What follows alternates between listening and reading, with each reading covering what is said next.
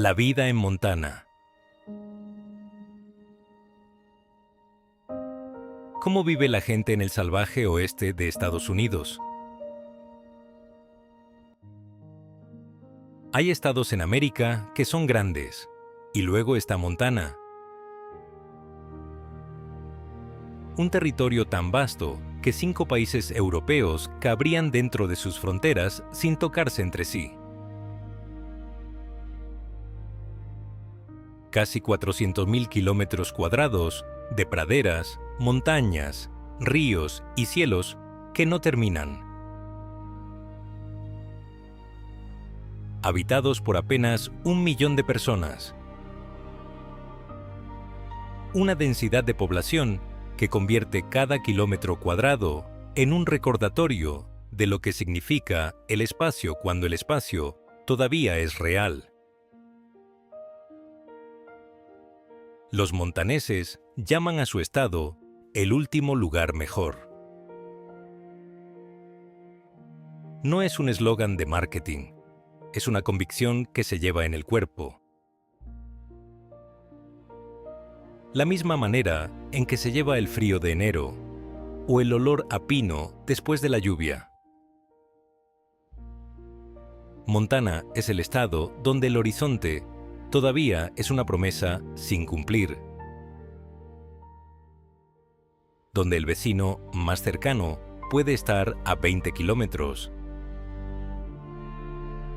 donde las estaciones no son una variación climática, sino el principio organizador de toda existencia. Esto es Montana, vasto, duro, libre, el salvaje oeste de Estados Unidos. Las montañas. Rocosas, donde empieza el cielo.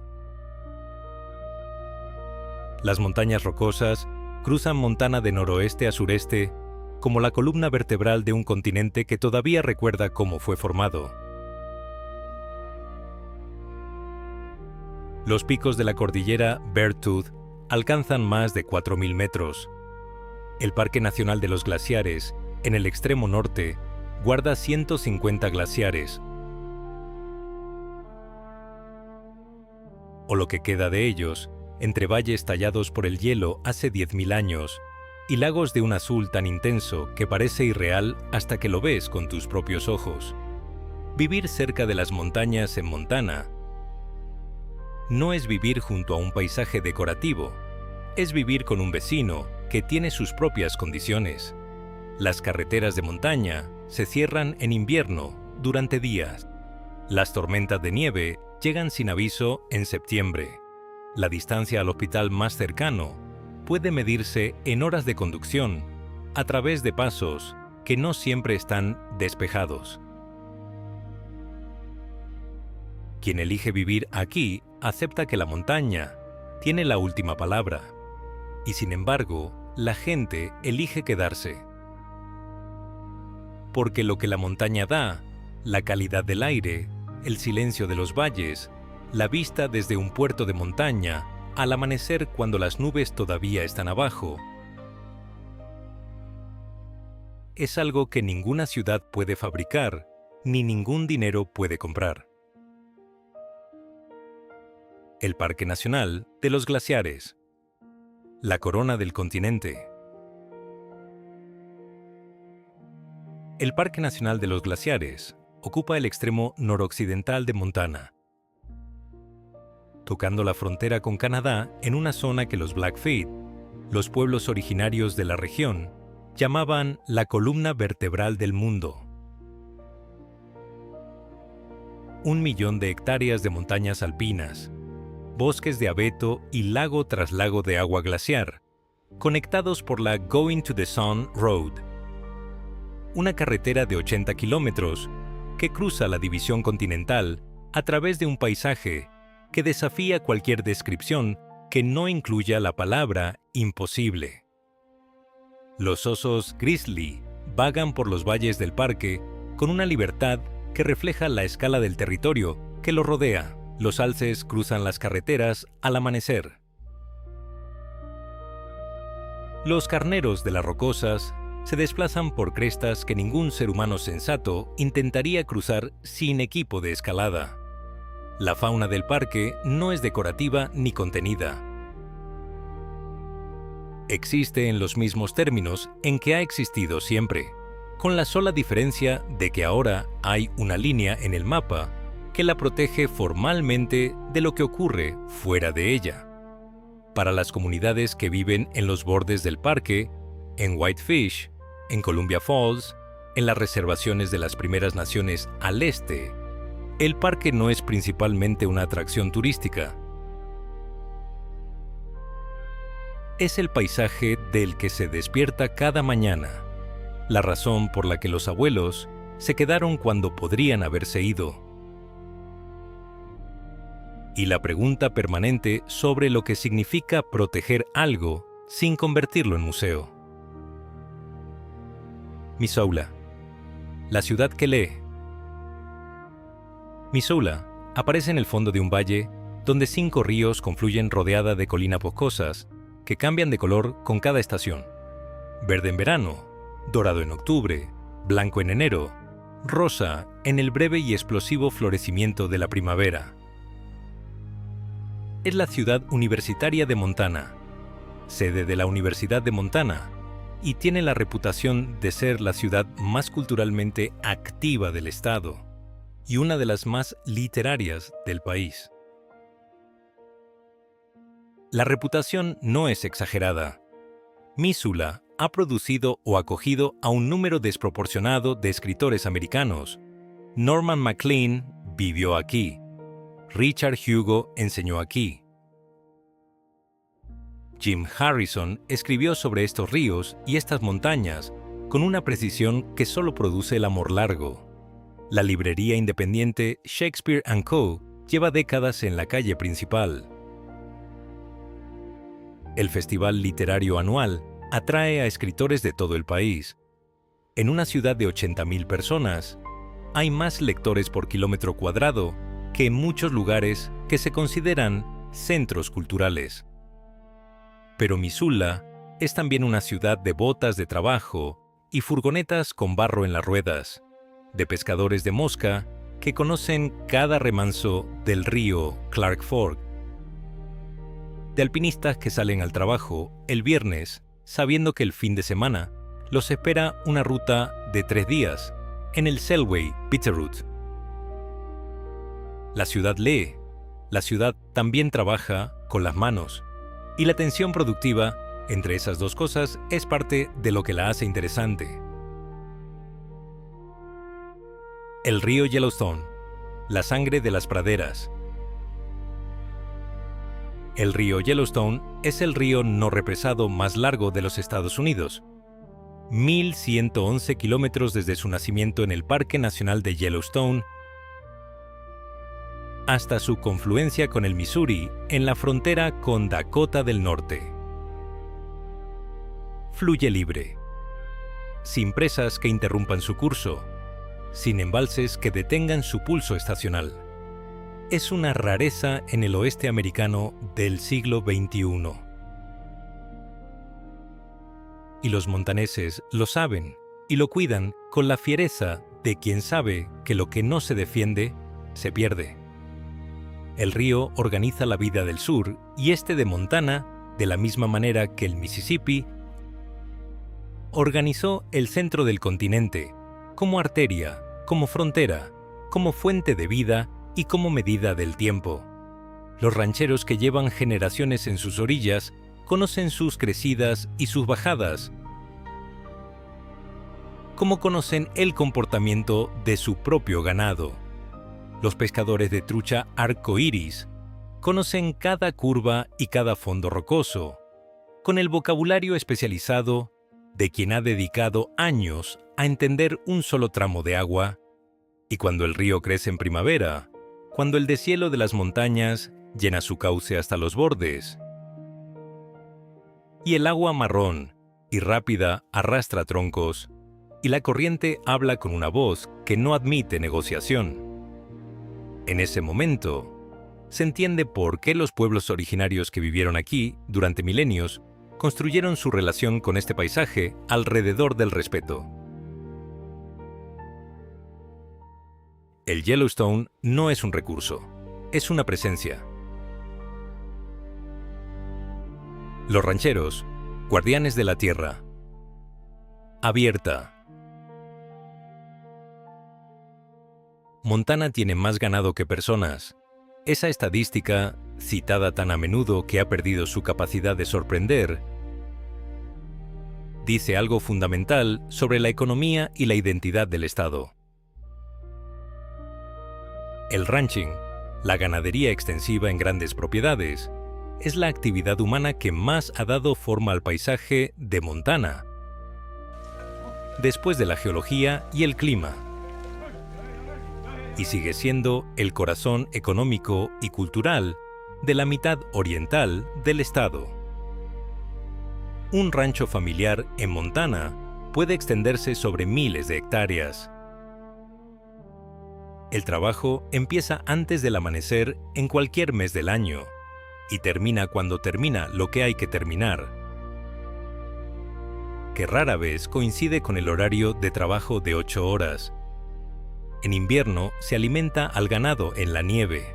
En primavera se asiste a los partos con las manos desnudas en el frío. En verano se trabaja bajo un sol que a esta altitud no tiene filtros. En otoño se vende lo que hay para vender y se calcula si el año dio para cubrir lo que costó.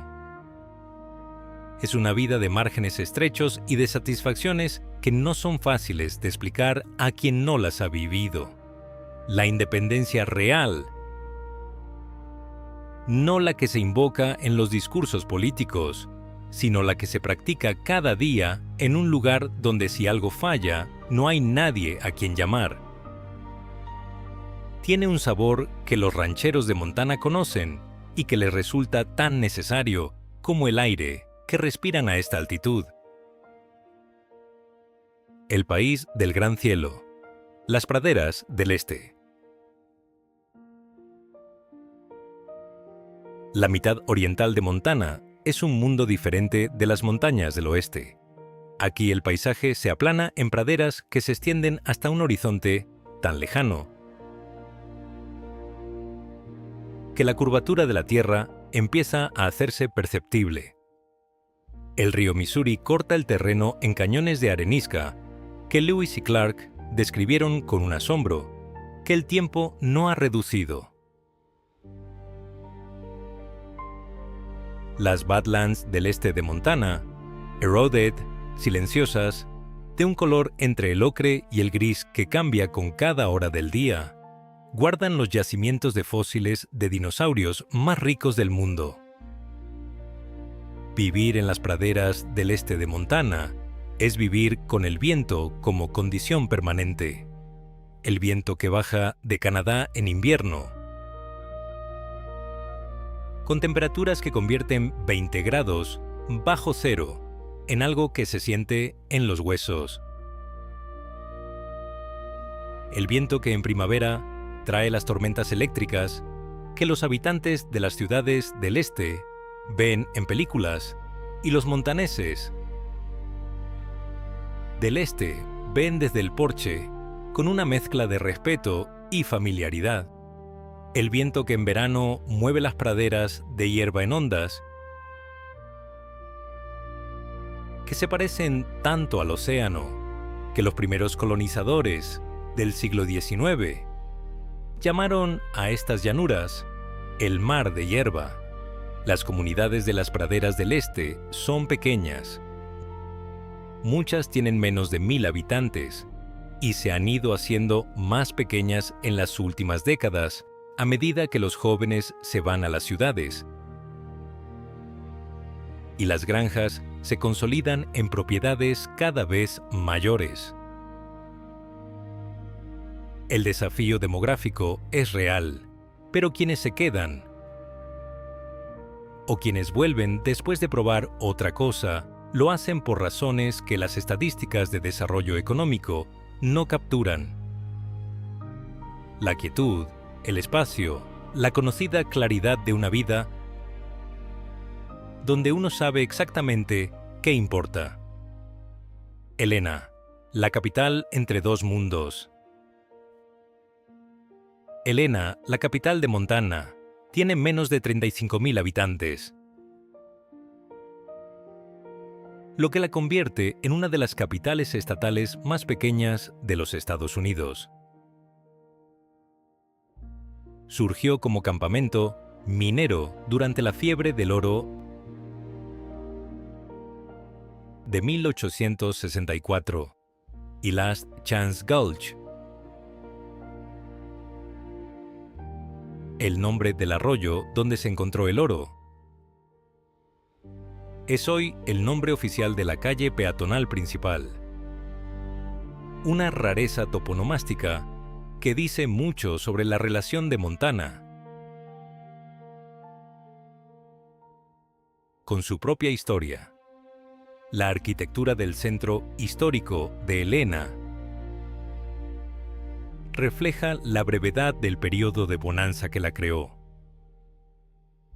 Edificios victorianos de ladrillo construidos por mineros recién enriquecidos, que querían permanencia después de años de vida provisional. En tiendas y campamentos, el Capitolio del Estado, coronado por una cúpula de cobre que brilla en el sol de verano, domina la ciudad con una grandiosidad que su tamaño no apoya del todo, pero que la historia justifica. Montana fue siempre un estado que pensaba en grande, aunque viviera de manera modesta. Ser la capital de Montana significa ser el centro de una política que gira en torno a las mismas tensiones que definen el estado entero: el ganado y el medio ambiente, la minería y la conservación, el desarrollo económico y la protección de los paisajes, que hacen que Montana valga la pena proteger. Helena es pequeña, pero los debates que ocurren en su legislatura tienen consecuencias que se sienten en cada rancho, cada reservación y cada ciudad del estado. It's West, el río Missouri, donde América empezó su oeste. El Missouri nace en el suroeste de Montana, en la confluencia de los ríos Jefferson, Madison y Gallatin. Y desde ese punto en que tres corrientes se convierten en una, fluye hacia el este a través de las praderas en un viaje de casi 4.000 kilómetros hasta el Mississippi. Lewis y Clark siguieron su curso hacia el oeste en 1804 y 1805 en el viaje de exploración que abrió el continente al conocimiento y a la colonización, que vendría después. El Missouri de Montana no es el río represado y domesticado que existe en los estados del sur. En su tramo superior todavía fluye como lo describieron Lewis y Clark, a través de cañones de formaciones de arenisca blanca que los exploradores llamaron las paredes blancas. Capas de roca depositadas en un antiguo mar interior que el río ha ido cortando durante millones de años para revelar lo que estaba dentro. Hacer el recorrido en kayak o en canoa por este tramo es uno de los viajes de naturaleza más extraordinarios que ofrece el oeste americano, y también uno de los menos conocidos fuera de Montana. Para los rancheros y agricultores que viven en sus orillas, el Missouri es el calendario y el árbitro. La crecida de primavera define qué tierras son cultivables y cuáles no en cada año particular. La calidad del agua determina la salud del ganado. El río que llevó a Lewis y Clark al oeste sigue siendo, 200 años después, la arteria principal de la vida en el este de Montana. Caza y pesca, la economía más antigua. Montana tiene más licencias de caza por habitante que casi cualquier otro estado de la Unión. Esto no es una curiosidad estadística. Es una declaración cultural.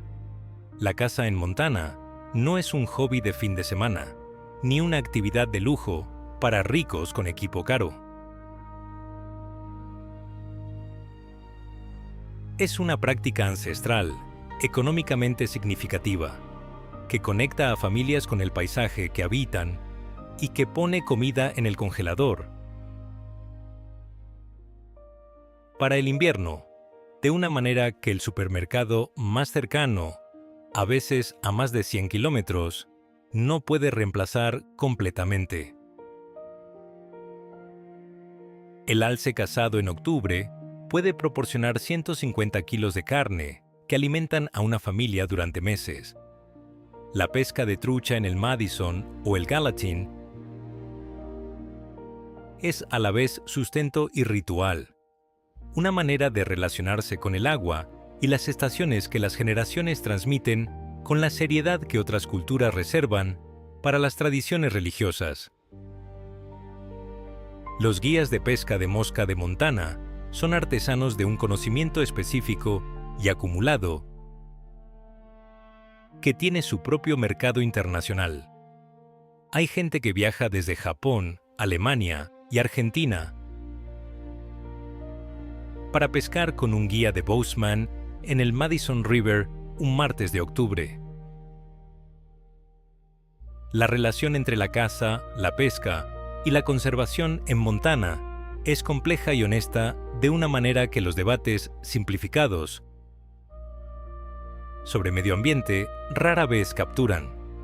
Los cazadores y pescadores de Montana son históricamente los defensores más consecuentes de los hábitats que sus actividades requieren. Saben de manera práctica e inmediata que un río contaminado no tiene peces y una pradera sobreexplotada no tiene ciervos. La conservación, aquí, no es una ideología abstracta.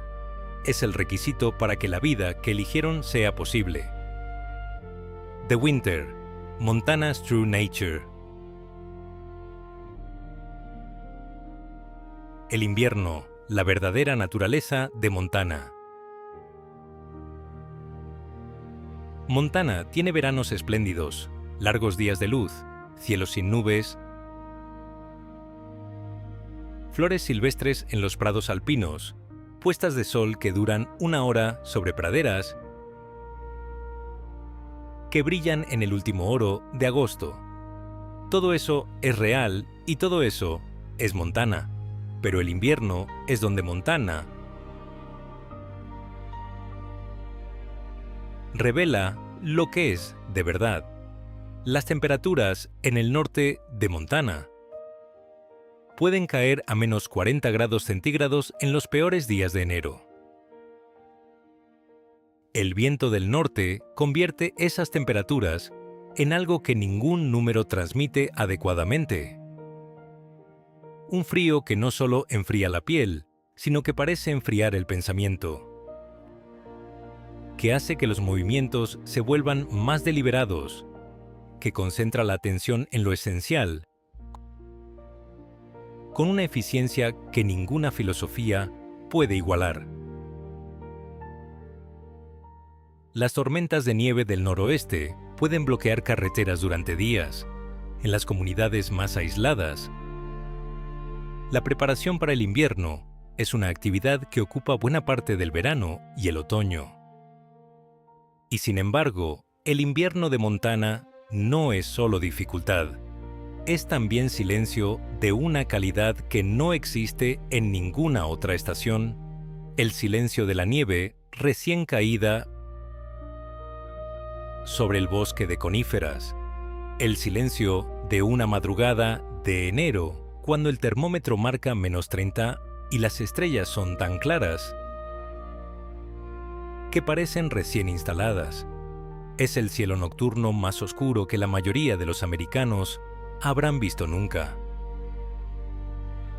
sin contaminación lumínica, durante kilómetros y kilómetros, en todas las direcciones, y es la aurora boreal,